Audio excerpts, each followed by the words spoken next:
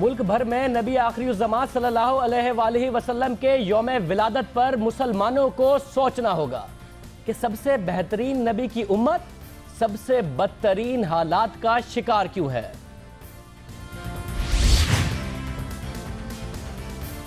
मोदी सरकार ने कायदे आज़म का मौक़िफ़ दुरुस्त साबित कर दिया, जबकि हम गुज़िश्ता 67 सालों से उनकी तालीमात को गलत साबित करने की कोशिश कर रहे हैं। रेंजर्स इख्तियारात के मसले पर वफाक और सिंध के माबैन तलखी उरूज पर पहुंच गई। वफाक ने सिंध पर हमला किया है, आसिफ जरदारी भी कम ठोक कर मैदान में आ गए। सिंध हुकूमत ने भी वफाक का मौक़िफ़ मुस्तरद कर दिया।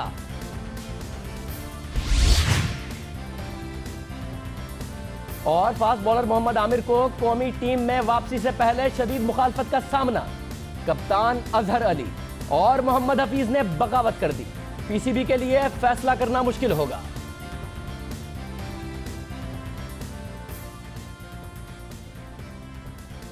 अस्सलाम वालेकुम, मैं हूं शाहजेब खानजादा। प्रोग्राम का आगाज आज के बाबरकत दिन से। आज का दिन बहुत अहम है क्योंकि जहां पूरी दुनिया में मुसलमान नबी मेहरबान का यौम विलादत अकीदत व एहतराम से मना रहे हैं, वहीं कल मसीही बिरादरी हज़रत ईसा अलैहिस्सलाम का यौम पैदाइश मना रही है। हुज़ूर सल्लल्लाहु अलैहि वसल्लम ने आखिरी हज के मौके पर खुतबा देते हुए साफ अल्फाज में कहा कि अल्लाह की नज़र में सबसे ज़्यादा मोअज़्ज़िज़ वही है जो अल्लाह से सबसे ज़्यादा डरता है। किसी अरबी को अजमी पर और किसी अजमी को अरबी पर फौकियत नहीं। ना काला गोरे पर फजीलत रखता है, ना गोरा काले पर। बुजुर्गी और फजीलत सिर्फ तकवे की बुनियाद पर है। ये थे हज़रत मोहम्मद मुस्तफ़ा सल्लल्लाहु अलैहि वसल्लम के अल्फाज। और आइए गौर करें कि हमने नबी की तालीमात पर कितना अमल किया। हुकूकुल्लाह और हुकूकुल इबाद की बात करने वाले नबी की तालीमात पर कितना अमल किया, कितनी इंसानियत की खिदमत की, कितना तरक्की करके इस काबिल बने कि दुनिया के लिए और इंसानियत के लिए कुछ कर पाते, कितना हम मुत्तहिद रहे। इस वक्त उम्मत मुस्लिमा के क्या हालात हैं। उम्मत फ़िरकों और इख्तलाफात में बटी हुई है। यह हमारी जिम्मेदारी थी कि हम खुदा के सबसे प्यारे रसूल की सबसे बेहतरीन उम्मत बनकर दिखाते, दुनिया के लिए एक मिसाल बनते, इल्म का शुआर बनाते, तरक्की को हथियार और पूरी दुनिया को अमन और सलामती का गहवारा बनाते। लेकिन आज के दिन ये सवाल ज़रूर उठता है कि क्या हम ऐसा कर पाए। तालीम की बात करें तो मगरिब बहुत आगे निकल गया। हम टॉप 10 में कहीं भी पास नहीं आते। टॉप 10 नहीं, दुनिया की 100 बेहतरीन जामियात की फहरिस्त में मुस्लिम ममालिक की एक भी यूनिवर्सिटी शामिल नहीं। और तो और दुनिया में किसी भी शोबे में नुमाया खिदमात अंजाम देने वालों को मिलने वाला नोबेल इनाम भी हमसे दूर ही रहा। नोबेल इनाम हासिल करने वालों में मुसलमान 1% है, जबकि पूरी दुनिया में मुसलमानों की आबादी 22% है। मईशत की बात करें तो मुस्लिम ममालिक बहुत पीछे खड़े हैं। 50 से ज़ायद इस्लामी मुल्कों का कुल जीडीपी, सबका जीडीपी मिला लें, सबकी मईशत मिला लें तो अकेले अमेरिका के बराबर नहीं। 57 इस्लामी रियासतों का जीडीपी 4.7 ट्रिलियन डॉलर, अकेले अमेरिका का जीडीपी 4 गुना ज़्यादा 16 ट्रिलियन डॉलर। यही नहीं, तनहा जापान का जीडीपी भी तमाम इस्लामी ममालिक से ज़्यादा 4.8 ट्रिलियन डॉलर है। दुनिया के जीडीपी में इस्लामी ममालिक का हिस्सा सिर्फ 8%। हम अपने कुल जीडीपी का सिर्फ 0.8% तहकीक और तरक्की के लिए मुख्तस करते हैं। मगरिबी ममालिक इससे कहीं ज़्यादा करते हैं, इसलिए तरक्की भी ज़्यादा करते हैं। अगर कुछ लोगों की नज़र में फौजी ताकत बनाना अहम है, अगर कुछ लोगों की नज़र में फ़ौज से तरक्की है और यह अलामत है, तो इस मामले में भी हम बहुत पीछे हैं। पूरी उम्मत मुस्लिमा मिलकर अमेरिका की बराबरी नहीं कर सकते। तनहा अमेरिका ना सिर्फ फौजी टेक्नोलॉजी में सारी दुनिया से आगे, बल्कि दिफा का जो बजट है वो 640 बिलियन डॉलर है। इंटरनेशनल ह्यूमन राइट्स इंडिकेटर में भी कोई मुस्लिम मुल्क, कोई भी मुसलमान मुल्क 53% से ज़ायद रेटिंग नहीं रखता, जबकि खुद अमेरिका की रेटिंग 69% और स्वीडन बहुत आगे 89% रेटिंग रखता है इंसानी हुकूक के मामले पर, जिसमें हमें सबसे आगे होना चाहिए था। दुनिया की तरक्की में हमारा किरदार ना होने के बराबर है। मगरिब साइकिल से मोटरसाइकिल, कार से बस, ट्रक, ट्रेन, जहाज और अब खलाई जहाज तक पहुंच गया। इसमें हमारा किरदार ज़ीरो है। मवासलात के लिए दुनिया टेलीकॉम से टेलीफोन, टेलीफोन से मोबाइल फ़ोन और स्मार्टफोन तक पहुंच गई। मामलात के खजाने उंगलियों के पोनों में सिमट गए, मगर हमारा किरदार सिफर है। इस नबी के उम्मती जिसने एक इंसान के कत्ल को पूरी इंसानियत का कत्ल करार दिया, उस नबी के उम्मती दुनिया में दहशतगर्दी की अलामत समझे जा रहे हैं। इल्ज़ाम लग रहे हैं दुनिया की बड़ी बड़ी दहशतगर्दी की कार्रवाइयों के जो ताने बाने हैं वो मुसलमानों से मिलाए जाते हैं। मुसलमान उसमें मुलव्विस पाए जाते हैं। अमनो आतिशी के मजहब को तालिबान, दाइश, अलकायदा, बोको हराम, अल शबाब ने दहशतगर्दी की शनाख्त देने की कोशिश की है। दूसरी तरफ آج کی رات دنیا بھر میں مسیحی برادری کی کرسمس کی تیاریاں عروج پر ہیں۔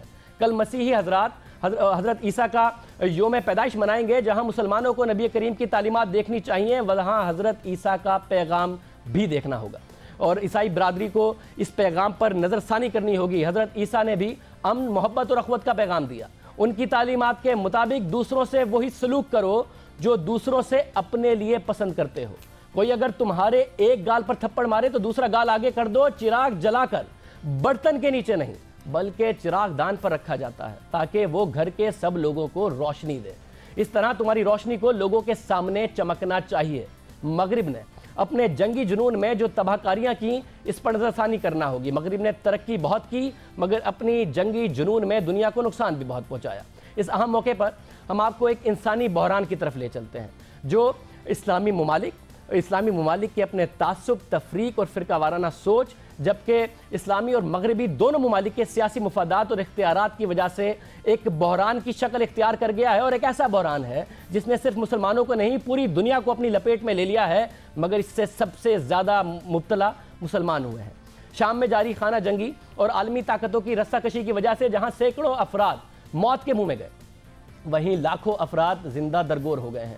جو گولیاں بارود کا نشانہ تو نہیں بنے، وہ موت سے بدتر زندگی گزارنے پر مجبور ہیں۔ برطانوی خبر رسائی ادارے رائٹرز کے فوٹوگرافر یانس براکس نے شامی پناہ گزینوں کے حالات کیمرے کی آنکھ میں محفوظ کیے۔ براکس کو فوٹوگرافر آف دا ایئر کا اعزاز بھی ملا۔ ہم آپ کو یانس براکس کی چند منتخب تصاویر اور تاثرات بتاتے ہیں۔ یہ تصویر دیکھیے، اس میں ایک باپ شدید سردی میں بارش ہوتے ہوئے اپنے بیٹے کو بچانے کی کوشش کر رہا ہے۔ اس میں ساحل پر پہنچ کر، کیونکہ زیادہ تر پناہ گزین بوٹ کے ذریعے گئے ہیں، کشتیوں کے ذریعے گئے ہیں، کس طریقے سے ان کا رد عمل ہے۔ یہ دیکھیے، ایک باپ اپنے بچوں کو ڈوبنے سے بچانے کی کوشش کر رہا ہے۔ یہ سب ان لوگوں کے ساتھ ہو رہا ہے جو اس خانہ جنگی سے بھاگ کر اپنی جانیں اور اپنے بچوں کو بچانے کی کوشش کر رہے ہیں۔ یہ دیکھیے، ایک ماں اپنے بچے کو سردی سے بچانے کی کوشش کر رہی ہے۔ کہیں کوئی ماں اپنے بچے کو سردی سے بچانے کی کوشش کرتی نظر آتی ہے، کوئی باپ اپنے بچوں کو ڈوبنے سے بچانے کی کوشش کرتا نظر آتا ہے۔ اور یہ دیکھیے، یہ کیسے بارڈر پر فوجی کی طرف دیکھ رہے ہیں کہ اللہ کا واسطہ ہمیں اپنے ملک کے اندر آنے دو، اس خانہ جنگی سے بھاگنے دو۔ یہ سارے معاملات آپ دیکھ رہے ہیں، یہاں بھی ایک بچے کو سردی سے بچانے کی کوشش کی جا رہی ہے۔ یہ وہ معاملات ہیں جو آپ کا دل دہلا کے رکھ دیں گے، آپ کو ممتا اور باپ کی شفقت کی لازوال جھلک بھی دکھاتے ہیں، اور انسانیت سسکتی، تڑپتی، التجا کرتی نظر آتی ہے ان تصاویر میں۔ اس لیے اور اس المیہ کو کیمرے میں قید کرنے والے فوٹوگرافر آف دا ایئر یانس براکس کے تاثرات بھی دل دلانے دینے والے ہیں۔ یانس لکھتے ہیں، شام کے بحران کی کوریج کا میرے جذبات پر تباہ کن اثر پڑا۔ میں ڈراؤنے خواب اور بے خوابی کا شکار ہو گیا۔ مجھے کئی بار شرم محسوس ہوئی کہ میں بہت کچھ کر سکتا ہوں مگر نہیں کر پا رہا۔ میرا خون مہاجر ہے اور میں ایک باپ بھی ہوں۔ اس سے پہلے ستمبر میں ترکی کے ساحل پر نظر آنے والے 3 سالہ اعلان کردی کی تصویر نے بھی دنیا کو جھنجھوڑ کر رکھ دیا تھا۔ ساحل پر پڑی اس کی لاش نے دنیا بھر میں کوہرام مچا دیا۔ یورپی ممالک نے شامی پناہ گزینوں کے لیے اپنے دروازے کھول دیے۔ ہنگری جو اپنی سرحد بند کر چکا تھا، وہ بھی مجبور ہوا کہ اسے اپنی سرحد کھولنی پڑے، اور جرمنی نے اس سال کے آخر تک 8 لاکھ اور اس کے بعد ہر سال 5 لاکھ شامی مہاجرین کو پناہ دینے کا اعلان کیا۔ فرانس نے اگلے 2 سال میں 24,000، برطانیہ نے 5 سال میں 20,000، ناروے نے 2017 تک 8,000 شامی مہاجرین کو قبول کرنے کا عندیہ دیا۔ جرمن چانسلر انجلا مرکل یورپ کی ہمدرد ترین خاتون بن کر سامنے آئی۔ اس معاملے میں سب سے بڑی اور سب سے اہم پیش رفت کینیڈا میں دیکھنے میں آئی۔ کینیڈا میں شامی پناہ گزینوں کی آباد کاری وزیر اعظم جسٹن ٹروڈو کی انتخابی مہم کا اہم حصہ تھی۔ انتخابی مہم کے دوران انہوں نے 25,000 شامی پناہ گزینوں کی آباد کاری کا وعدہ کیا ہی نہیں، نبھایا بھی۔ جسٹن ٹروڈو کی حکومت نے شامی بچوں کے استقبال کے خصوصی انتظامات کیے، خود استقبال کیا۔ کینیڈین بچوں نے شامی مہاجرین کے استقبال کے لیے وہ نعت بھی پڑھی جو نبی کریم حضرت محمد مصطفیٰ صلی اللہ علیہ وسلم کی مکہ سے مدینہ آمد پر ان کے استقبال میں پڑھی گئی۔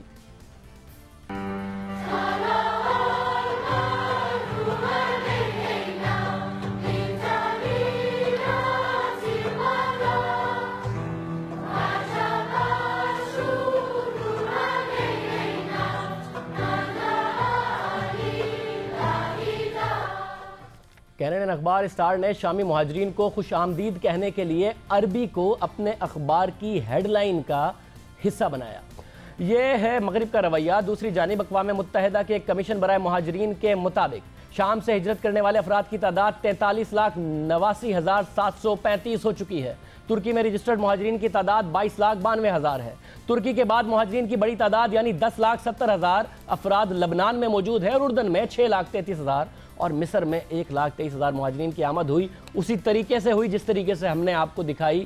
ذرا سوچئے کہ انسانیت کہاں کھڑی ہے، اس وقت سوچئے جب آج حضرت محمد مصطفیٰ صلی اللہ علیہ وآلہ وسلم کا یوم پیدائش ہم منا رہے ہیں، یوم ولادت منا رہے ہیں، کل مسیحی برادری حضرت عیسیٰ علیہ السلام کا یوم ولادت منائے گی، لیکن شامی مہاجرین کو اب تک صرف 6 مسلم ممالک نے پناہ دی۔ وسائل سے مالا مال خلیجی ممالک اس معاملے سے قطع تعلق دکھائی دیے۔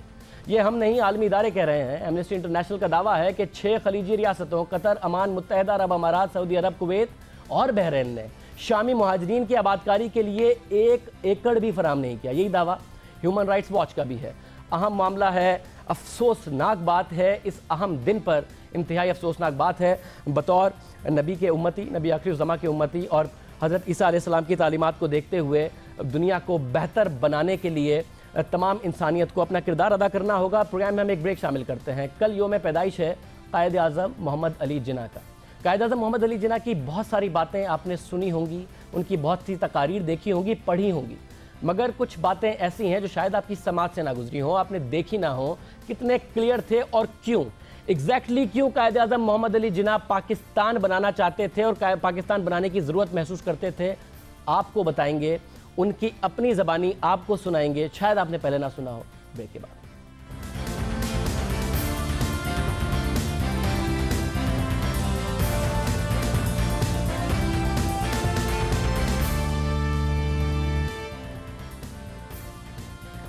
کل قائد اعظم کا یوم پیدائش ہے۔ قائد اعظم کی کئی تقاریر ہیں جو تاریخ کا حصہ ہیں، کئی تقاریر ہیں جو پاکستان کے مختلف ممالک سے تعلقات اور اقلیت جو پاکستان میں رہتی ہے، وہ اقلیت جو پاکستان میں رہتی ہے اس کے لیے گائیڈ لائن ہے، لیکن قائد کی یہ تقاریر پچھلے 67 سالوں سے زائد عرصے سے ہمارے عمل کی منتظر ہے۔ قائد اعظم کی شخصیت پوری دنیا کے لیے متاثر کن تھی۔ قائد کے بارے میں اسٹینلے والپرٹ نے اپنی کتاب جناح آف پاکستان میں کہا ہے کہ کچھ لوگ تاریخ کا دھارا بدل دیتے ہیں، کچھ لوگ دنیا کے نقشے کو تبدیل کر دیتے ہیں، مشکل سے چند لوگ ہیں جو نیشن اسٹیٹ بناتے ہیں، اور جناح نے یہ تینوں کام کیے۔ قائد کو دنیا نے تسلیم کیا، ایک ویژنری لیڈر کے طور پر کیا، لیکن قائد کا ویژن ہمارے عمل کا اب بھی منتظر ہے۔ 13 دسمبر 1946 کی تقریر میں قائد نے جو کہا تھا کہ بھارت میں مسلمان محفوظ نہیں، آج مودی سرکار اس کو سچ ثابت کر رہی ہے، قائد اعظم محمد علی جناح کو ونڈیکیٹ کر رہی ہے۔ اور دوسری جانب جہاں قائد اعظم محمد علی جناح نے کہا تھا کہ پاکستان میں اقلیتوں کو تحفظ ہوگا، رواداری ہوگی، یکساں مواقع ہوں گے، لیکن ایسا کچھ بھی نہیں ہوا۔ ہم قائد کو غلط ثابت کرنے کی کوشش کر رہے ہیں، مسلسل کر رہے ہیں۔ پاک بھارت تعلقات کا ذکر کیا جائے تو قائد نے اسے امریکہ اور کینیڈا کے تعلقات سے تشبیہ دی تھی کہ وہ ایسے تعلقات چاہتے ہیں۔ دونوں ممالک کے تعلقات اب تک ویسے نہیں ہو سکے۔ 13 دسمبر 1946 کی تقریر میں قائد کا کہنا تھا، اور یہ تقریر شاید آپ نے آج تک نہ سنی ہو قائد اعظم محمد علی جناح کی، جس میں وہ پاکستان کا اور بھارت کا تقسیم ہونا ایک پریکٹیکل سولوشن کہتے ہیں کہ یہ ایک عملی سولوشن ہے، کیونکہ جو ہندو ڈومیننٹ میجورٹی ہے وہ مسلمانوں کے ساتھ اچھا سلوک نہیں کرے گی، انہیں سپریس کرے گی، دبائے گی، اس کے باوجود چاہتے تھے کہ بہتر تعلقات ہوں۔ یہ بڑی ہی تاریخی تقریر ہے، بڑے ہی تاریخی الفاظ ہیں قائد اعظم محمد علی جناح کے۔ As you know, of the many races, creeds and religions that inhabit the vast subcontinent of India, there are two major nations, the Hindus and Muslims. We are 70 millions in the northwestern and northeastern zones of India. We want the division of India into Hindustan and Pakistan because that is the only practical solution which will secure freedom for both Hindus and Muslims and the achievement of stable and enduring governments of Hindustan and Pakistan, which I am confident will settle down as friends and neighbors like Canada and United States and other sovereign states, both in North and South America. One India is impossible realization. It will inevitably mean that the Muslim will be transferred from the domination of the British to the caste Hindu rule, a position that Muslim will never accept. Our scheme of division of India gives Hindus 3/4 of the country and the Muslims secure a dominant voice in the remaining 1/4 of India, thereby giving the two nations scope and opportunity to develop in accordance with their own culture and ideology, so as to contribute to the peace and advancement of the world as a whole. Canada اور امریکہ کے تعلقات آخر کیا ہیں؟ کیسے دونوں ملکوں کے درمیان جو تعلقات ہیں وہ دنیا کے لیے مثالی تعلقات ہیں؟ کیوں قائد اعظم اس کی بات کر رہے ہیں؟ دونوں ملکوں کے درمیان یومیہ تجارت، روزانہ $2 ارب۔ دونوں ملکوں کے درمیان جو پیپل ٹو پیپل تعلقات کا اندازہ اس بات سے لگایا جا سکتا ہے کہ تقریباً 3 لاکھ لوگ یومیہ مختلف ٹرانسپورٹ کے ذریعے بارڈر کراس کرتے ہیں دونوں ملکوں کے درمیان، اور مسلسل بہتر تعلقات ہیں۔ جہاں قائد اعظم نے پاک بھارت تعلقات کو امریکہ اور کینیڈا سے تشبیہ دی، وہاں قائد کی 11 اگست 1947 کی وہ تقریر بھی انتہائی اہم ہے، جس میں انہوں نے بتایا تھا کہ پاکستان میں اقلیتوں کو کیا حقوق حاصل ہوں گے۔ قائد کا کہنا تھا پاکستان میں آپ آزاد ہیں، آپ آزاد ہیں اپنے مندر میں جانے کے لیے، آپ آزاد ہیں اپنی مساجد میں جانے کے لیے اور کسی بھی عبادت گاہ میں۔ آپ کا تعلق ہوا کسی بھی مذہب سے ہو، کسی بھی ذات سے ہو، اس کا ریاست کے معاملات سے کوئی تعلق نہیں ہوگا۔ کیا قائد نے جو سوچا تھا، جو قائد نے کہا تھا، آج ہمارا پاکستان ویسا پاکستان ہے؟ اس پر بات کریں گے۔ اس کے علاوہ ہمارے ساتھ محمد حنیف صاحب موجود ہوں گے، لیفٹیننٹ جنرل ریٹائرڈ امجد شعیب صاحب موجود ہوں گے، ان سے بات کریں گے۔ امتیاز عالم صاحب موجود ہوں گے، ان سے بات کریں گے۔ سب سے پہلے یہ جو تقریر ہے 1946 کی، یوسف صلاح الدین صاحب نے اس پر کام کیا ہے، ان سے پوچھتے ہیں کیوں یہ تقریر مختلف ہے، کیا یہ پیغام دیتی ہے؟ صاحب بہت شکریہ، آپ نے کام کیا، اس کو ذرا ریفائنڈ کیا تاکہ عوام تک اس کا بڑا کلیئر ورژن پہنچ سکے۔ کیوں یہ تقریر اتنی اہم ہے؟ دیکھیں، سب سے بڑی اس میں بات یہ ہے کہ انہوں نے وجہ بتائی ہے پاکستان بنانے کی، کہ پاکستان بنانا کیوں امپورٹنٹ ہے، why is it important to make Pakistan. اور آئی تھنک کہ قائد اعظم کی آواز میں، ان کے ورڈز میں، ایک تو جو قوم ہے، جو لوگ ہیں، بے حد پیار کرتے ہیں قائد اعظم کی شخصیت سے، ان کی آواز سننے کا ان کو بہت شوق ہے، اور اتنی کلیئرٹی کی آواز شاید پہلے کبھی بھی نہیں سنی گئی۔ دیکھیں، یہ کام جو ہے، یہ تو حکومتوں کا کام ہے۔ یہ جو ادارے جو بنے ہوئے ہیں، جو اقبال کے اوپر ادارہ ہے یا قائد اعظم پہ ادارہ ہے، ان لوگوں کا کام ہے کہ اس طرح کی چیزیں جو ہیں ان کو ہر وقت قوم کے سامنے لاتے رہیں۔ بہت شکریہ یوسف صلاح الدین صاحب ہمارے ساتھ موجود تھے۔ بالکل حکومتوں کا کام ہے قائد کا پیغام، جو بھی پیغام ہے وہ سامنے لے کے آئیں۔ محمد حنیف صاحب سے بات کرتے ہیں۔ دو اہم حوالے ہیں قائد اعظم کی 2 تقاریر کو، اگر 1946 کی ہے، 11 اگست 1947 کی ہے۔ 1946 کی تقریر کو مودی سرکار نے قائد اعظم محمد علی جناح کو صحیح ثابت کر دیا، جس قسم کا سلوک وہاں پر مسلمانوں کے ساتھ اور اقلیتوں کے ساتھ ہو رہا ہے۔ مگر اگر 11 اگست 1947 کی تقریر دیکھا جائے تو ہم قائد اعظم محمد علی جناح کو مسلسل غلط ثابت کرنے کی کوشش کر رہے ہیں، جس قسم کا سلوک پاکستان میں اقلیتوں کے ساتھ ہوتا ہے۔ حنیف صاحب بہت شکریہ ہمیں جوائن کرنے کے لیے۔ 2 اسپیچز ہیں، دونوں ہم نے عوام کو سنائی۔ کیا جو 46 کی اسپیچ ہے وہ قائد اعظم محمد علی جناح کو ونڈیکیٹ کرتی ہے کہ وہ بالکل درست ہے وہ مطالبہ کرنے میں جو انہوں نے کیا؟ اور دوسری اسپیچ کا بھی ہم نے حوالہ دیا، جس میں ظاہر ہے ہم پر بڑی تنقید ہوتی ہے کہ وہ بڑے کلیئر تھے کہ کیا اقلیتوں کے ساتھ تعلق ہوگا۔ قائد اعظم ایک پریکٹیکل آدمی تھے، لیکن پاکستان میں ہمارا جو ہے کرکٹ کے بعد قومی مشغلہ یہ ہے کہ قائد اعظم جو ہے وہ کیسا پاکستان چاہتے تھے۔ قائد اعظم اصل میں ان کے مقاصد کیا تھے پاکستان بنانے کے بارے میں؟ کیا وہ کافر اعظم تھے یا کیا وہ رحمت اللہ علیہ تھے؟ تو قائد اعظم کو اپنے اپنے حساب سے، اپنے اپنے نظریے سے، اپنی اپنی سیاست کے لیے پاکستان میں قائد اعظم کو جو ہے وہ انٹرپریٹ کیا جاتا ہے۔ ان کی اپنی بات جو ہے وہ کوئی عام طور پہ سننے کو تیار نہیں ہوتا، نہ اس کا کانٹیکسٹ دیکھنے کو تیار ہوتا ہے۔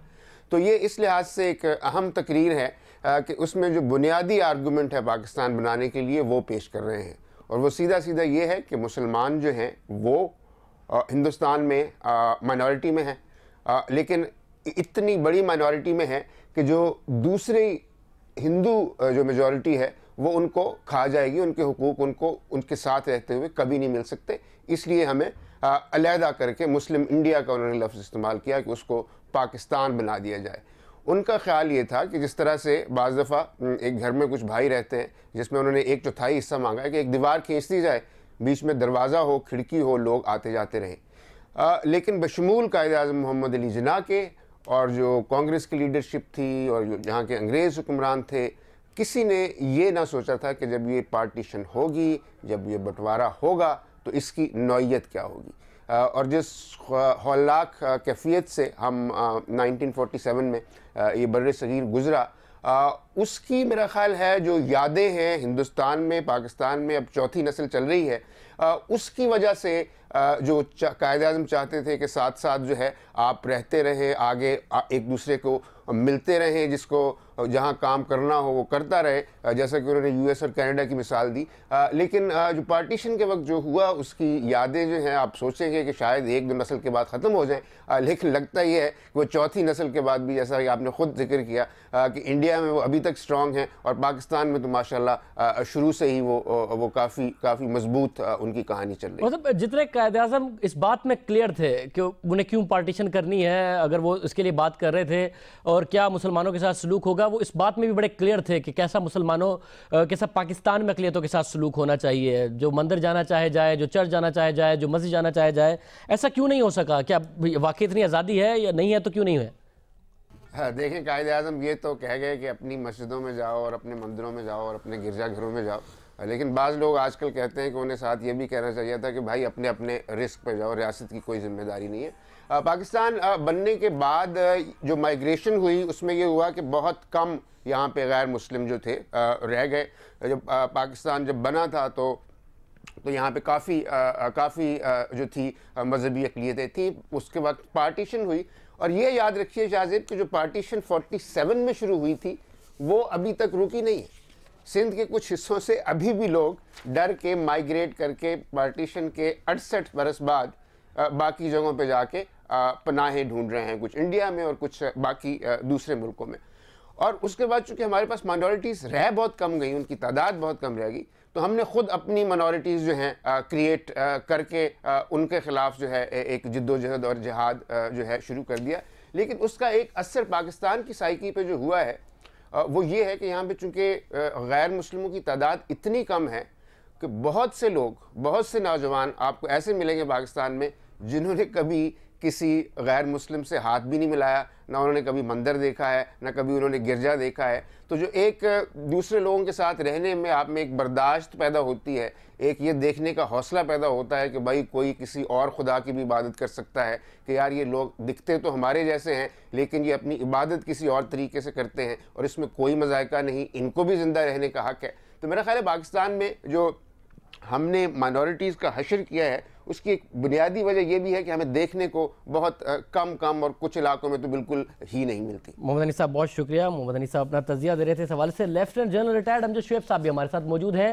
پاکستان اور بھارت کا تعلق کیسا ہو, جس پر ہم بات کر رہے تھے, کینیڈا اور امریکہ جیسا ہو, کیوں ممکن نہیں ہو سکا, کیا ہٹ دھرمیاں رہیں, کیا ایسا معاملہ رہا, بھارت کی طرف جب ہاتھ بھی بڑھایا تو کیا معاملہ رہا. شعیب صاحب بہت شکریہ میں جوائن کرنے کے لیے. کیوں نہیں ہو سکا, قائد اعظم کا جو ویژن تھا اس ویژن پر عمل کیوں نہیں ہو سکا؟ جو قائد اعظم کی پالیسی تھی, جس طرح قائد اعظم نے دو ٹوک یہ اپنے الفاظ میں کہا, میں نے کسی ہندو لیڈر سے یہ بات نہیں سنی, اس طرح کی خواہش نہیں سنی, بلکہ ان میں ایک مخاصمت ہمیشہ رہی جو ہمیں یہ ایک طرح کا میں سمجھتا ہوں سگنل دیتی تھی کہ غالباً پاکستان کا بن جانا ہی ہندوستان میں قبول نہیں کیا گیا. بہت سارے لوگ اس چیز کی توقع کرتے رہے کہ پاکستان کسی طرح ختم ہو جائے گا خدا نخواستہ. یہ چیزیں جو ہیں ہندوستان کے لیڈر سے آپ نے اس طرح نہیں سنی. تو دوستی یا تعلقات کی نوعیت جو وہ طے ہوتی ہے دونوں طرف کی خواہشات کی بنیاد پہ. اگر ایک شخص یہ خواہش کر لے کہ میں نے بہت محبت کا رشتہ استوار کرنا ہے, میں نے بہت ہی پیار سے رہنا ہے, لیکن دوسری طرف سے اگر رسپانس ویسی نہ ہو تو پھر وہ خواہش آپ کی پوری ہوتی نظر نہیں آتی. میں سمجھتا ہوں ہندوستان پاکستان کے ریلیشن شپ میں بھی یہی معاملات رہے ہیں کہ آپ خواہش تو کرتے ہیں, پاکستان میں بہت بڑی خواہش ہے اور پاکستان بہت کوشش کرتا رہتا ہے کہ جھگڑے ہمارے جو ہیں کسی طرح طے ہو جائیں, لیکن وہ کانفیڈنس بلڈنگ میئرز کے اندر ہی رہ کے ختم ہو جاتے ہیں اور مسائل وہیں کے وہیں رہتے ہیں, جس کی وجہ سے یہ خواہش پوری ہو نہیں سکی. اور مجھے بھی دکھ ہے, افسوس ہے کہ ہمارے قائد نے جنہوں نے اس ملک کو ہمارے لیے بنایا, وہ جو خواہش کر کے گئے, جو کچھ ہمیں رہنمائی کر کے گئے, وہ ہم اس پہ کسی بھی طرح پورے نہ اتر سکے. ہماری غلطی یا ہندوستان کی غلطی, بہرحال مسائل حل نہیں ہوئے تو ہم میرا خیال ہے کہ اس چیز کو پایا تکمیل تک. دوسرا بھی ایک معاملہ ہے, اور ذرا میں اس پہ بھی جاننا چاہوں گا کہ میں محمد انیس صاحب کی بھی رائے معلوم کر رہا تھا, آپ سے بھی جاننا چاہوں گا. اقلیتوں کے حوالے سے بڑا کلیئر موقف تھا کہ پاکستان کو وہ کیسا دیکھنا چاہتے تھے, ہم وہ کیوں نہ کر پائے. ہمیں یہ سوچنا چاہیے کہ جو قائد اعظم نے کہا تھا, کیا وہ ہمارے نبی اکرم صلی اللہ علیہ وسلم کی تعلیم نہیں تھی؟ ہمارے نبی کی تعلیم بھی یہی تھی کہ ہم اقلیتوں کے حقوق کی حفاظت کریں, ان کو تحفظ دیں اور ان کے حقوق اور اس کے ساتھ ساتھ یہ بھی ہم پہ لازم تھا، اور قرآن کریم بھی یہ کہتا ہے کہ انسان کی حیثیت سے ہم کسی کے اوپر فتویٰ صادر نہیں کر سکتے کہ تم کافر ہو۔ پاکستان میں ہم نے کافر بنانے کا ایک کارخانہ کھول لیا، اور اس میں ہم اسی طرح جس کا جی چاہتا ہے جس کو ڈکلیئر کر دے کافر، وہ چیز جو ہے وہ بڑی خطرناک ہے۔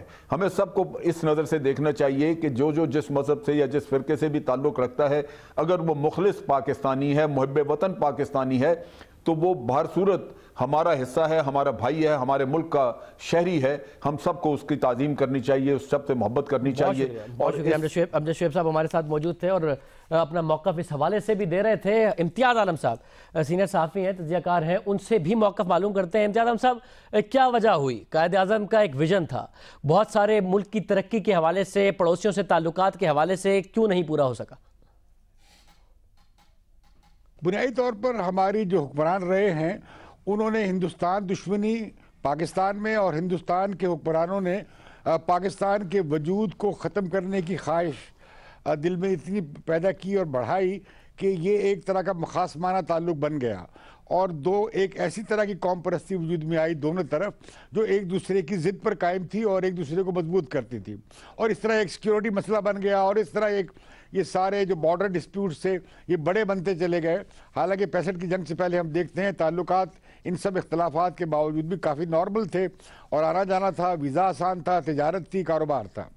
یہ بعد ازاں خراب ہوا معاملہ 65 کی جنگ کے بعد۔ تو صاحب اب جبکہ دنیا بدل گئی، خطے میں ایک دوسرے کے اوپر ڈیپینڈنس پیدا ہونا، روٹس کی بات ہونا، یہ سارے معاملے، کیا اب فائنلی وہ ٹائم آ گیا ہے کہ قائد اعظم محمد علی جناح کا جو ویژن تھا کہ کیسے ہم نے خطے میں رہنا ہے، کس طریقے سے تعلقات ہمارے ہونے چاہیے، وہ فائنلی سینس پریویل کرے گا بھارت کی طرف بھی، یہاں بھی، اور اس طرف بڑھیں گے؟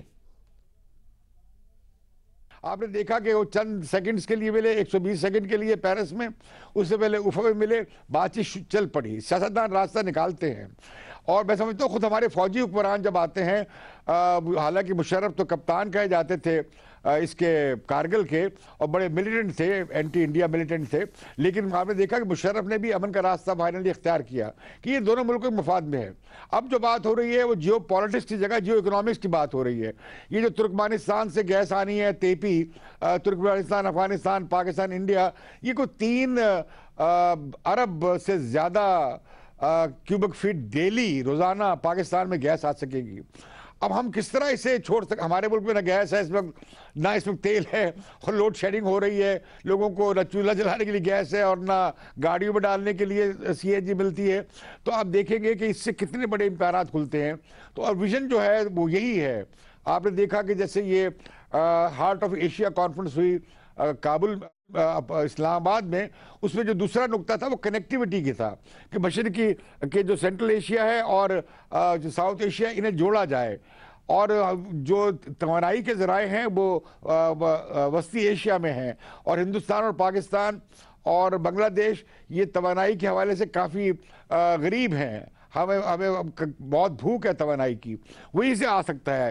تو یہ جب لائنیں بچھیں گی، شاہراہیں کھلیں گی، پائپ لائن جائیں گی، اسی طرح کاسا کا جو منصوبہ ہے بجلی کا وہ آئے گا، Iran Pakistan India gas pipeline, اور یہ پھر چائنا تک بھی جائے گی۔ بہت شکریہ امتیاز عالم صاحب بتا رہے تھے کہ اب ایسے حالات ضرور پیدا ہیں معیشت کی وجہ سے اور اکانومک ڈیپینڈنس کی وجہ سے کہ یہ معاملات اب بہتر ہوں، آگے بڑھیں۔ قائد کے ویژن پر، جو ویژن ان کا تھا اس پر ہم امپلیمنٹ کرتے نظر آئے۔ پروگرام میں ایک بریک شامل کریں گے اور اس کے بعد ذکر ہوگا وفاق کا اور صوبے کے تعلقات کا۔ آج بولے، کافی ٹائم بعد بولے، آصف زدہ صاحب بولے اور کہا کہ وفاق نے سندھ پر حملہ کیا ہے۔ کیا وفاق رد عمل دے گا؟ میاں صاحب آ رہے ہیں 28 تاریخ کو، کیا کریں گے؟ بات ہوگی ایک بریک کے بعد۔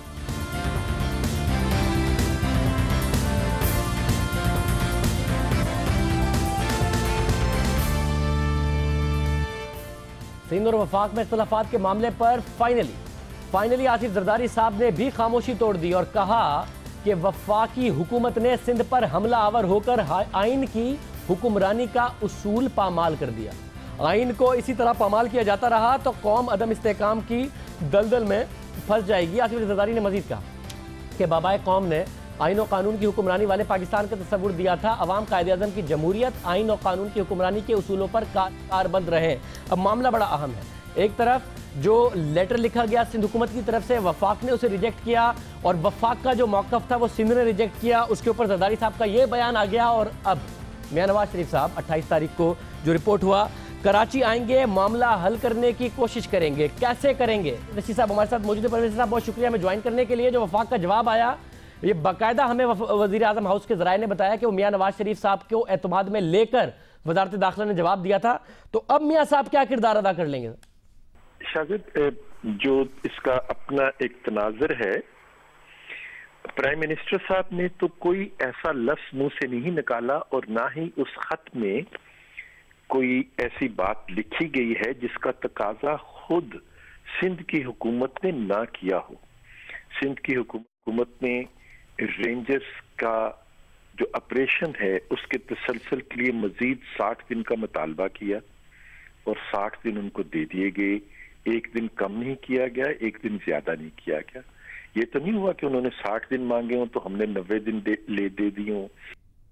ये जो मामला है आपका कि 60 दिन मांगने में, मगर दूसरा मसला ये कि सिंध का जो एतराज़ है वो ये कि आमतौर पर पाकिस्तान में दुनिया भर में तो जुर्म से मुजरिम की तरफ पहुंचा जाता है, पाकिस्तान में आमतौर पर मुलजिम से जुर्म की तरफ पहुंचा जाता है। वो जो चौंसार साहब की प्रेस कॉन्फ्रेंस थी उसमें भी लगता है यही पैटर्न उन्होंने फॉलो किया, मीडिया पर आकर कहा कि वीडियो मंजर आम पर ले आएंगे जिसमें डॉक्टर आसिम ने बातें की हैं। अब कप्तान मियां साहब भी बार बार कह रहे थे, चौंसार साहब ने भी बार बार कहा, पीपल्स पार्टी का ये एतराज़ है कि बार बार कहते हैं आप कप्तान कायम अली शाह हैं, मगर वीडियो का पता हो चौधरी निसार साहब को, आके मीडिया पर कह दे कि पब्लिक कर दी जाएगी, तो फिर सिंध हुकूमत इसी किस्म के इल्जामात लगाएगी, जरदारी साहब इतने सख्त बयानात देंगे।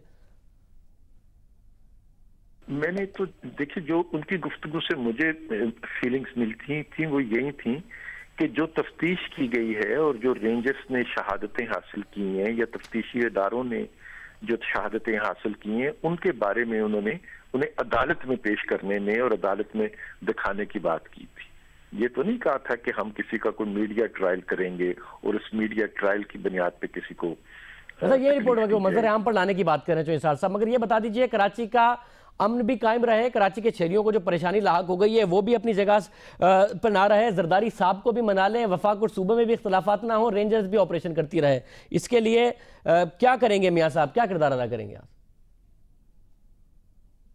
यकीनन हम समझाने की कोशिश करेंगे ऑपरेशन की जरूरत और ऑपरेशन के लिए जितना एक मजबूत लीगल अम्ब्रेला चाहिए होता है उसकी अहमियत का एहसास, और साथ ही ये यकीन दहानी भी कि किसी के साथ कोई नाइंसाफी नहीं होगी। मतलब समझाने की स्टेज से मामला आगे नहीं है, समझाने के लिए आपको नहीं लगता कुछ गिव एंड टेक करना पड़ेगा? शायद पीपल्स पार्टी का जरदारी साहब कहें डॉक्टर आसिम के मसले से पीछे हटें, वो मामला हो जाए। दूसरी तरफ भी समझाना पड़ेगा कि प्रेस रिलीज ना दिया करें, इतना सख्त मौकफ ना लिया करें, हर तरफ समझाना पड़ेगा। ये गिव एंड टेक कैसे करेंगे मियां साहब? कहाँ कहाँ क्या क्या समझाएंगे, कहाँ कहाँ किस किस बात से पीछे हटेंगे? आप इत्मीनान रखिए शाहजेब, नवाज शरीफ साहब के पास अल्लाह ताला ने वो सलाहियत दी है। आपको याद होगा कि एक दफा उन्होंने अफगानिस्तान में जो सारे धड़े थे उन्हें भी इत्तफाक राय पर आमादा कर था, और फिर ये नवाज शरीफ साहब थे जिन्होंने मिसाक जमहूरियत पे भी इत्तफाक राय पैदा करवा लिया था, और फिर नवाज शरीफ साहब थे जिन्होंने पाकिस्तान में पानी का जो मसला था, पानी की तकसीम पे इत्तफाक राय पैदा करवा लिया था, और पहला NFC अवार्ड भी नवाज शरीफ साहब ने इत्तफाक राय पैदा करा लिया था। तो इत्तफाक राय पैदा करा लेने का एक हुनर अल्लाह ताला ने उन्हें अता फरमाया है, यकीनन वो पाकिस्तान के हक में इस्तेमाल होगा। बहुत शुक्रिया। परवेज साहब कह रहे थे मियां साहब वो इत्तफाक राय पैदा कर लेंगे और 28 तारीख को ये मसला हल कर लेंगे। प्रोग्राम में एक ब्रेक, उसके बाद मोहम्मद आमिर के मसले पर पाकिस्तानी क्रिकेट टीम इंतशार का शिकार नजर आती है। पहले हफीज, अब अजहर अली कहते हैं नहीं खेलेंगे और प्रैक्टिस सेशंस में हिस्सा नहीं लेंगे, और फिर अब से कुछ देर पहले मिसबाउल हक का भी मौक़िफ़ सामने आ गया कि बड़ा मुश्किल होगा ये मामला, इस मामले से निपटना। चेरियार खान कहते हैं कि समझाएंगे, समझ में नहीं आया तो इन दोनों के खिलाफ कार्रवाई करेंगे। मामला आगे कैसे बढ़ेगा बात करेंगे एक ब्रेक के बाद।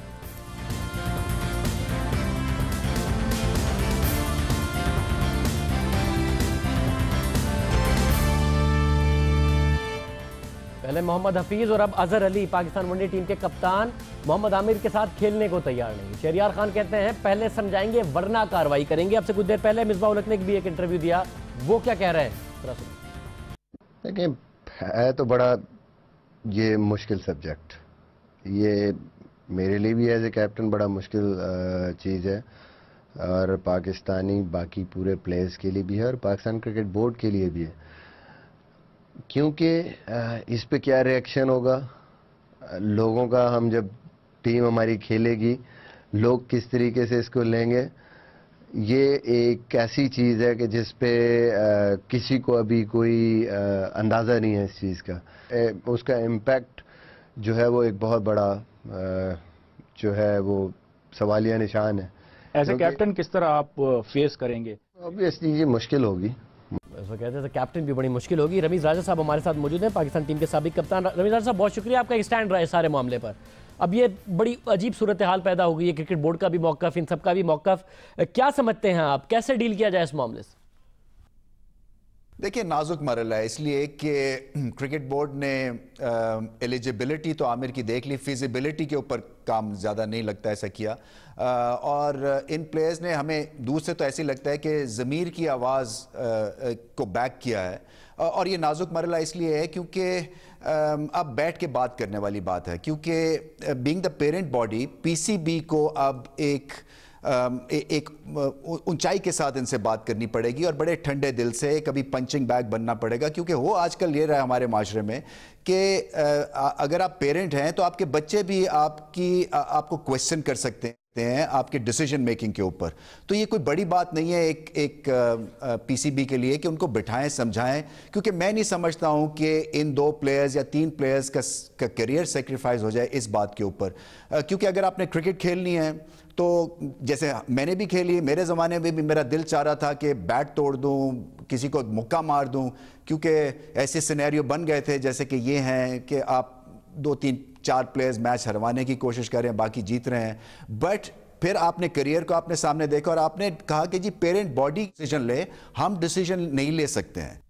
صاحب یہ عام بات ہے، مگر مجھے ایک بات بتائیے کہ اس تنازع کو اگر ایک طرف رکھیں اس کے ٹیلنٹ کی بنیاد پر اور اس وقت جو فارم ہے اس کو دیکھتے ہوئے، اگر میں رمیز صاحب آپ کا موقف معلوم کرنا چاہوں آپ اور پاکستان کی بالنگ لائن اپ کو دیکھتے ہوئے، عامر کی جگہ بنتی ہے ٹیم میں، چانس ملنا چاہیے اگر تنازع کو ایک طرف رکھ دیا جائے؟ اس وقت سزا بھی ملی ہے عامر کو.